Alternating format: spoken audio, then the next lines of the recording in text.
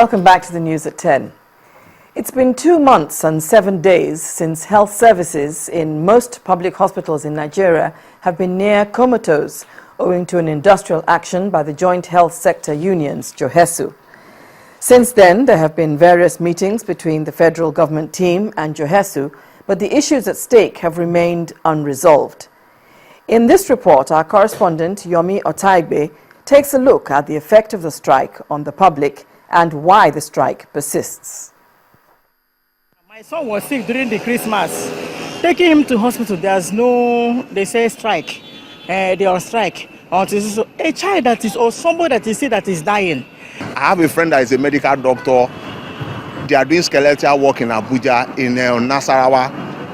What's the capital of that Nasarawa state? That's where he's working.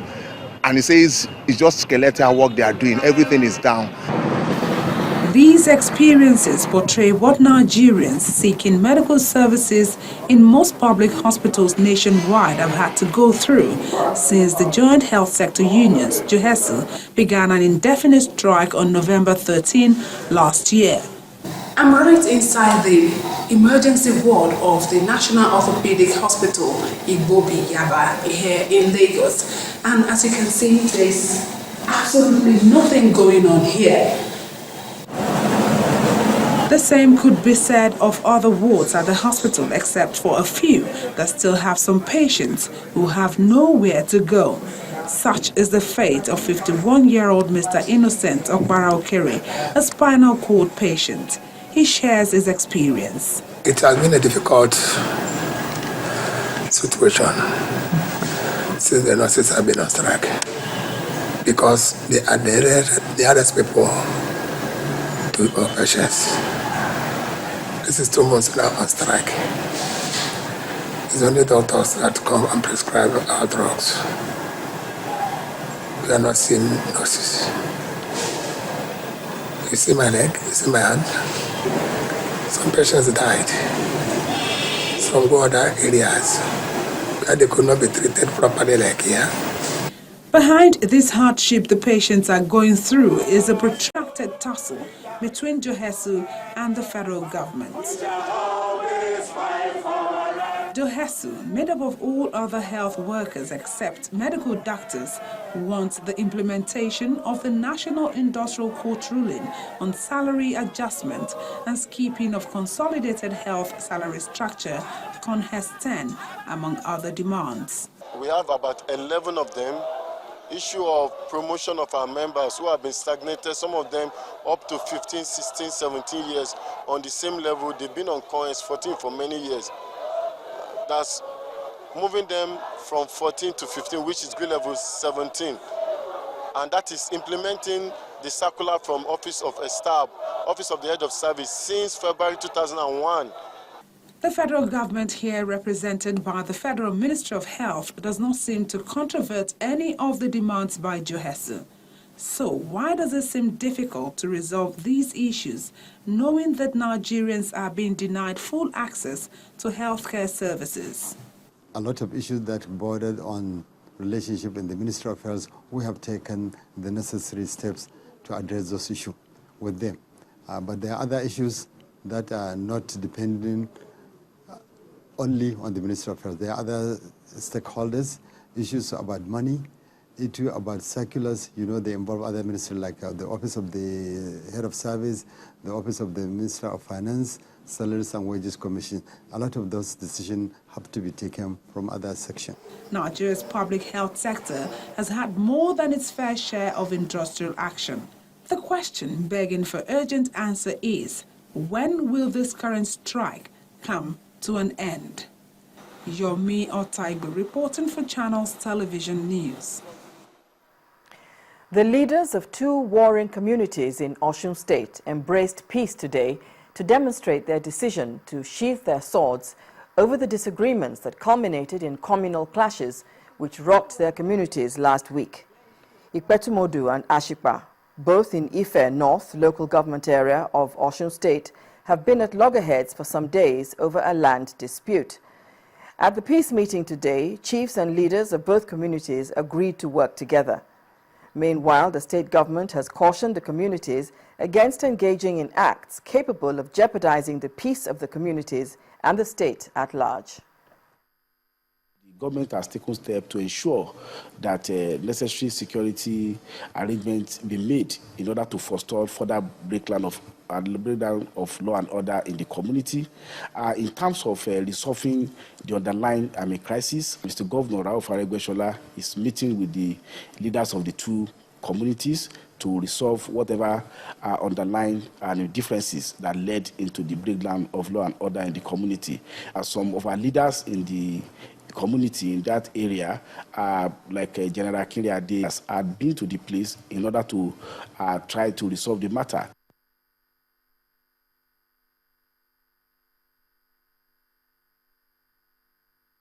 First Bank.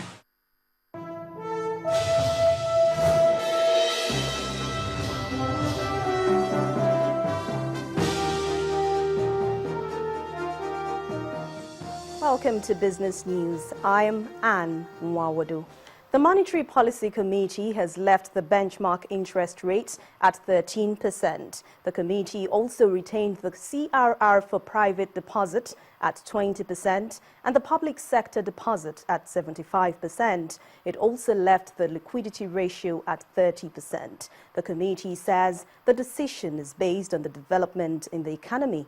It also maintained that the central bank has no plans to devalue the naira, saying the naira is appropriately priced. Most of the decisions seem to have fallen in line with the anticipation of most economic analysts. The committee noted with satisfaction the growth performance of the economy as well as the year-end inflation outcome. It was, however, concerned about a number of risks, including security challenge in parts of the country, which has continued to disrupt farming and related activities, and the sustained decline in oil gross domestic product. With regard to inflation, the committee noted the recurring challenge of excess liquidity in the banking system and the possible complications arising from capital flow reversals, as well as the demand pressure in the foreign exchange market. On the external front, falling oil prices, slowing global output recovery, divergent monetary policy postures between the US and the euro area, as well as non-inclusive growth, remain very important risks. The gradual normalization of monetary policy by the US Fed could exacerbate the current retrenchment of portfolio flows and increase pressure on currencies in emerging and developing countries, including Nigeria. In the light of the above considerations, the committee observed that its decisions of November 2014 needed some time for the effects to crystallize in the economy and therefore voted to retain the current position. Meanwhile, the naira ended today at a record closing low of 189.20 against the dollar ahead of the decision by the Monetary Policy Committee.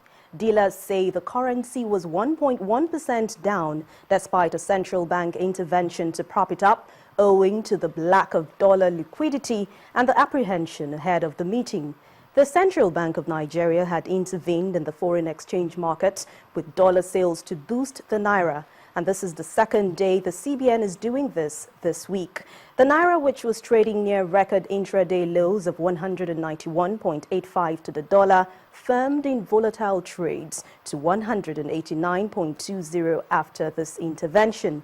The unit opened at 187.10, the record low level it closed the previous day.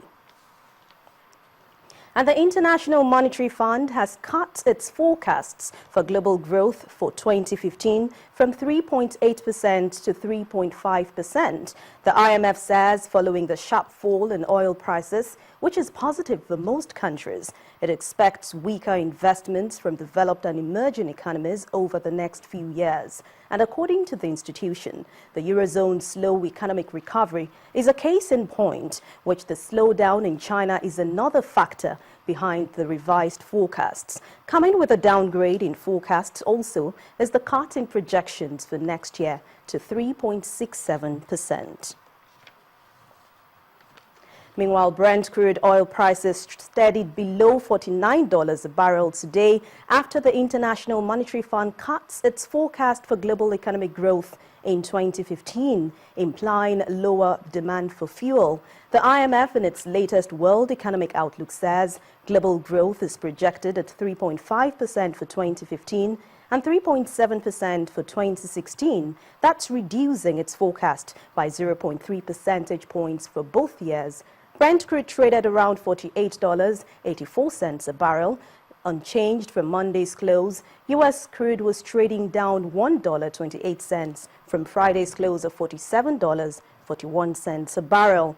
And oil prices have dropped by more than half since June as output has soared while demand growth has slowed. The all-share index gains 0.15% following the appreciation of some blue chips. Here is Bolaji Akinwale with the details of today's closing figures.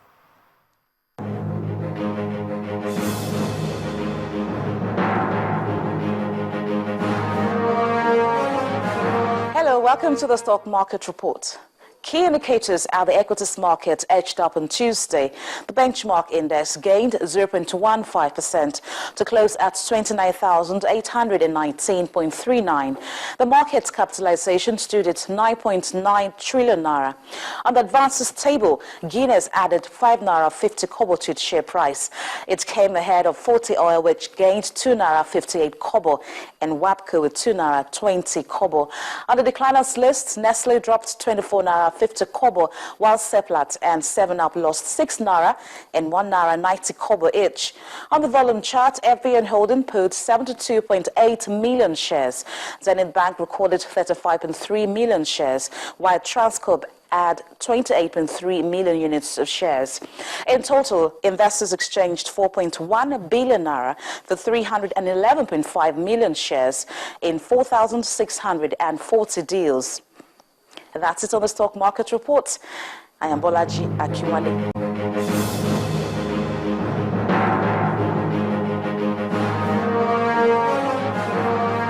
Thank you very much, Bolaji. And that's it on Business News. We'll take a look at the global market figures now. The news at 10 continues in a moment.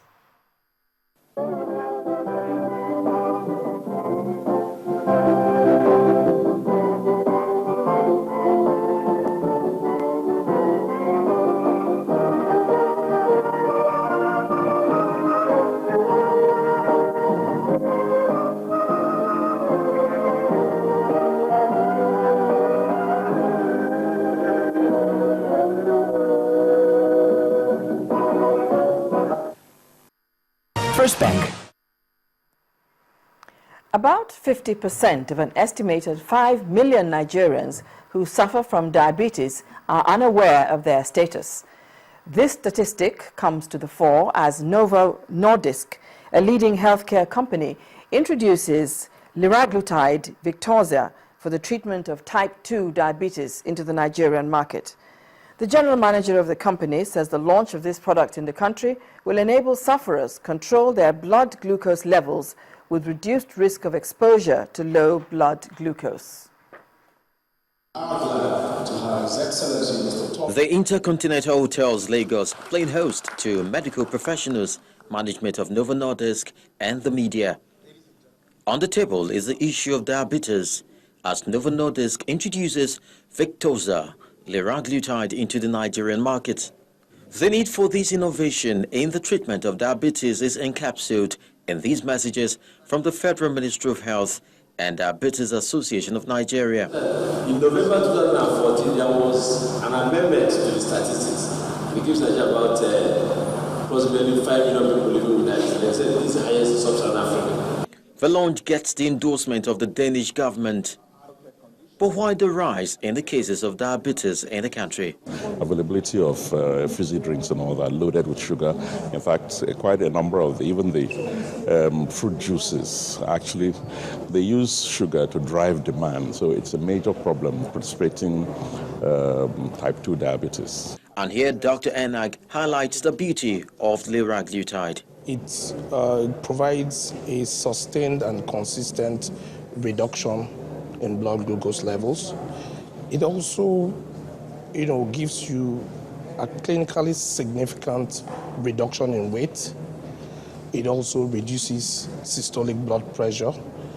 And with all of these effects, you generally would begin to see that those are the concerns we have as practitioners.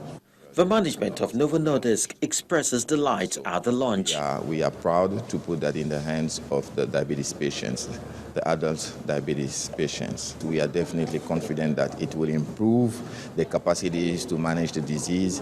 It will significantly benefit the patients in terms of living better with the disease, with the condition.